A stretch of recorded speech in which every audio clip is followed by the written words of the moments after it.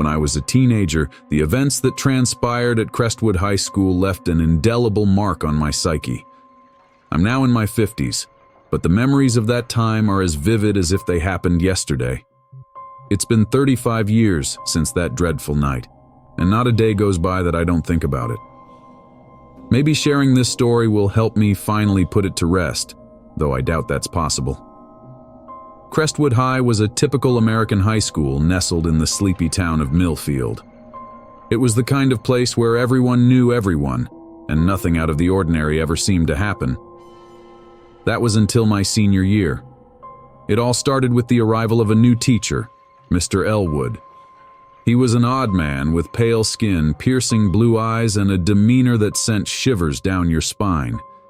He taught history, and from the moment he walked into our classroom, there was something off about him. I remember the first day he introduced himself. His voice was low and raspy, almost as if he was struggling to speak. He had an unsettling way of looking at you, as if he could see right through you. Despite his strange aura, he quickly became a favorite among students for his gripping storytelling skills. He had a knack for making history come alive, often delving into the macabre and bizarre events of the past with an enthusiasm that was both captivating and unnerving. One day, Mr. Elwood announced that he was starting a history club.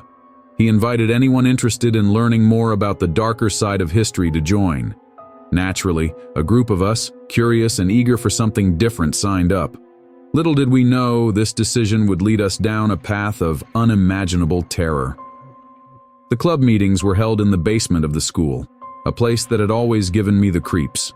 It was dimly lit, with old creaky wooden floors and an odd musty smell that permeated the air. The basement had been unused for years, and it felt like stepping into another world. Mr. Elwood insisted it was the perfect place for our meetings, as it added to the atmosphere of the stories he was about to share. During our first meeting, Mr. Elwood told us about a local legend that none of us had ever heard before. The story of Mary Whitfield, a young girl who had attended Crestwood High in the 1950s.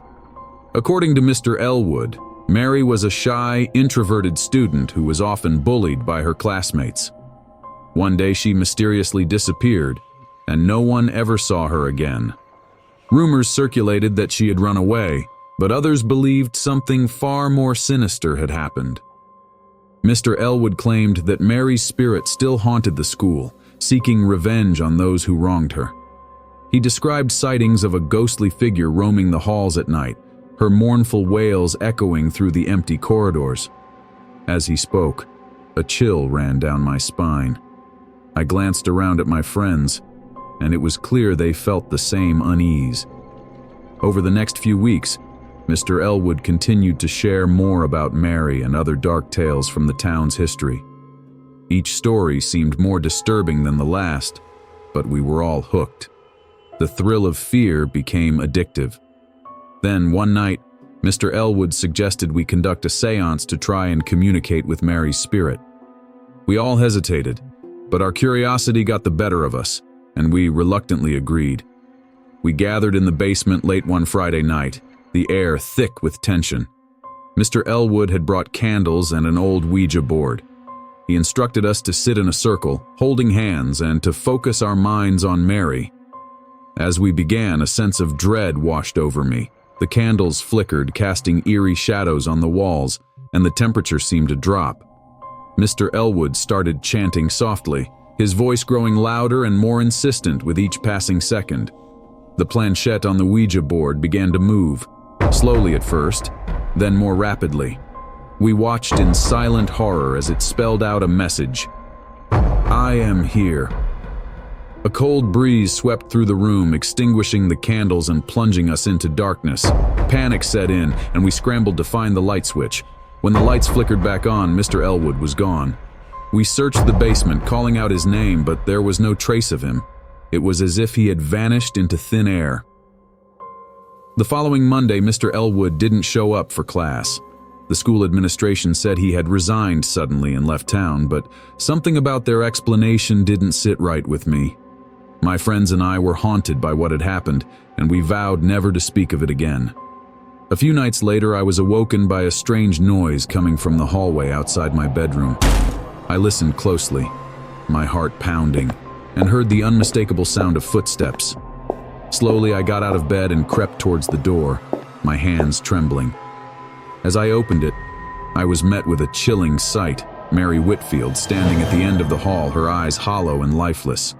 She stared at me for what felt like an eternity, then disappeared into the darkness. I barely slept that night, and when I finally drifted off, my dreams were filled with her tormented face. The next day at school, my friends and I shared similar experiences.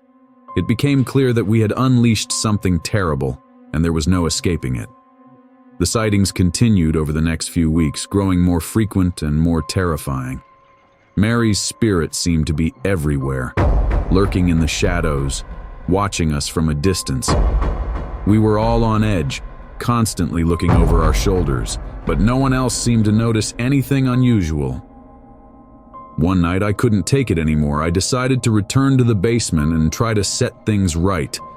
Armed with a flashlight and a growing sense of dread, I made my way to the school. The halls were eerily silent, and the air felt heavy with an unseen presence. As I descended the stairs to the basement, the temperature dropped and I could see my breath in the air. I entered the basement, my flashlight casting long, eerie shadows on the walls. I called out to Mary, my voice trembling. "Mary, if you're here, I'm sorry for what we did.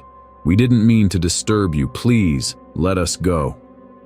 For a moment, there was nothing but silence. Then, the planchette on the Ouija board moved, spelling out a single word: help. My heart raced as I realized that Mary wasn't seeking revenge. She was trapped, and she needed our help to move on. I spent the next few hours trying to communicate with her, asking how we could free her spirit. She guided me to an old, forgotten locker at the back of the basement. Inside, I found a dusty box filled with her belongings, photos, letters, and a diary. As I read through the diary, the truth of her disappearance became clear. Mary hadn't run away. She had been murdered by one of her tormentors, a popular athlete named Jack Henderson. Her body had been hidden in the basement, sealed behind a false wall. I was horrified by the revelation, but I knew what I had to do. I reported my findings to the police, who investigated and eventually found Mary's remains. Jack Henderson, now a successful businessman, was arrested and brought to justice. Mary's spirit finally found peace, and the sightings ceased. But the experience left its mark on me. Even now, decades later, I can still feel her presence. Sometimes late at night, I hear her footsteps echoing in the hallway, a reminder of the darkness that once haunted Crestwood High. The events of that year changed me forever, and I've never been able to escape the shadow of Mary Whitfield. As I sit here, recounting this story, I can't help but feel that something is watching me. The air grows cold and the lights flicker. I glance up and there she is, Mary standing in the corner of the room, her eyes filled with sorrow. I realize now that some spirits can never truly be at rest, and some stories never truly end. The memories flood back in waves, crashing against my sanity. I've tried to move on, to live a normal life, but the events of that year are always with me, lurking in the shadows. Crestwood High may have moved on, but for those of us who were there, the scars remain.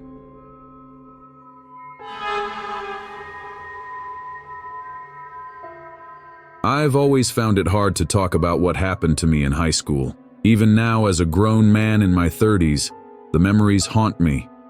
I suppose it's the psychological scars that linger the longest. But for some reason, I feel the need to share this story. Maybe it's a form of catharsis, or maybe I just want to warn others about the dangers that lurk in the shadows of seemingly ordinary places. It all started during my junior year at an old high school located in a quiet town in the Midwest. The building itself was a relic from the early 1900s, with its Gothic architecture, creaky wooden floors, and dimly lit hallways.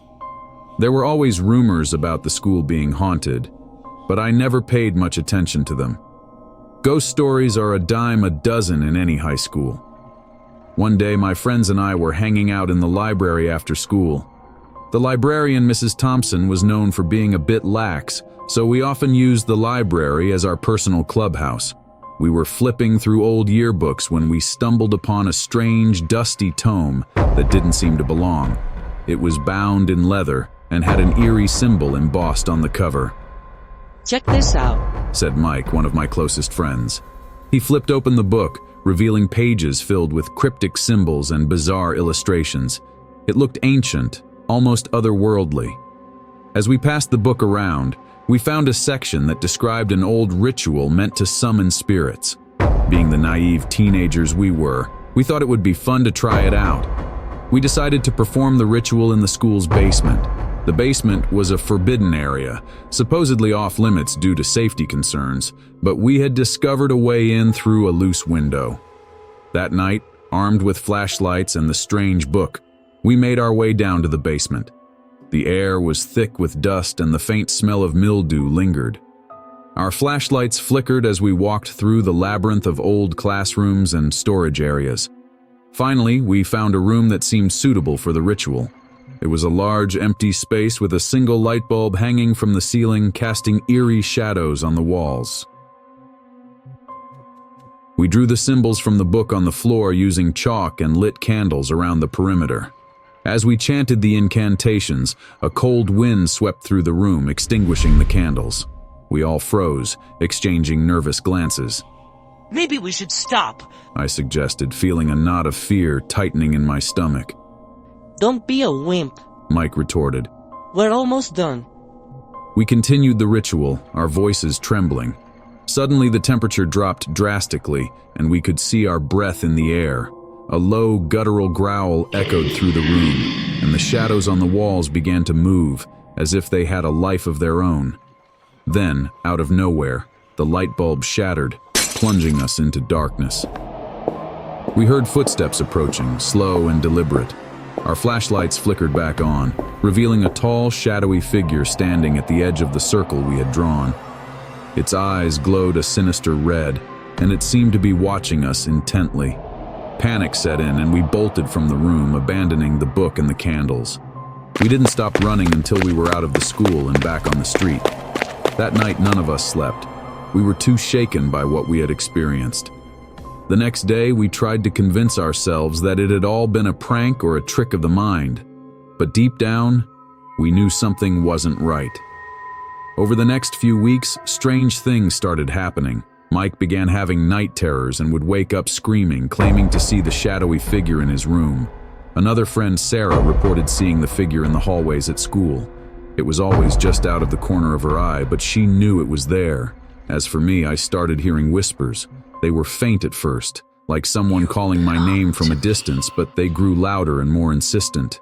They would follow me everywhere, in the classroom, at home, even in my dreams. The whispers were always the same, a sinister voice repeating the words, "You're mine." "You belong to me." Desperation led us back to the library to retrieve the book, hoping we could find a way to reverse the ritual. However, when we got there, the book was gone. Mrs. Thompson claimed she had never seen such a book, and despite our protests, we couldn't find any trace of it. Things took a darker turn when Mike disappeared. He didn't show up for school one day, and his parents reported him missing. The police searched everywhere but found no clues. Sarah and I were terrified. We knew it had something to do with the ritual, but we didn't know how to stop it. A week later, Sarah vanished too. I was the last one left, and I could feel the shadowy figure closing in on me. The whispers were constant now, driving me to the brink of madness. I could barely sleep, and when I did, I had horrible nightmares of being chased through endless dark hallways by the figure. One night I woke up to find the figure standing at the foot of my bed. Its red eyes glowed menacingly, and it reached out a skeletal hand towards me. I screamed and bolted from my room, running out of the house and into the night. I didn't stop running until I reached the school. In a desperate bid to end the nightmare, I broke into the school and made my way down to the basement. I found the room where we had performed the ritual and stood in the center of the chalk circle, shouting at the top of my lungs, demanding that the figure show itself. It did. The shadowy figure materialized in front of me, its eyes burning with hatred. It spoke in a voice that seemed to echo from the depths of the abyss. You belong to me. It hissed. No! I shouted back. This ends now. In a fit of rage and terror, I grabbed a piece of broken glass from the floor and slashed at the figure. To my surprise, it recoiled, and the red in its eyes flickered. I continued to attack, my mind a blur of fear and determination. Finally, the figure dissipated into a cloud of smoke, leaving me alone in the darkness. I stumbled out of the basement, my body trembling. The whispers had stopped, and for the first time in weeks, I felt a semblance of peace. The police found me wandering the streets in a daze and took me home. The next day, I learned that Mike and Sarah had been found, both in a state of shock but alive. They had no memory of where they had been or what had happened to them, but they were safe. We never spoke about the ritual or the shadowy figure again, and we all moved away after graduation, hoping to leave the horrors of that year behind. But even now, years later, I can still feel its presence. Sometimes when I'm alone in a dark room, I see a flicker of red out of the corner of my eye, and the whispers. They never truly went away. They're faint, almost inaudible, but they're there. A constant reminder of the price we paid for our foolish curiosity. So if you ever come across an old mysterious book in your school library, heed my warning, leave it alone. Some doors once opened can never be closed, and some horrors once unleashed will haunt you for the rest of your life. Hope you enjoyed tonight's eerie adventure. Comment below with your reactions, and if you've got a story that can spook us all, send it my way. Just a little tip, keep a light on tonight. This is Mr. Scary Guy saying, until next time, good night.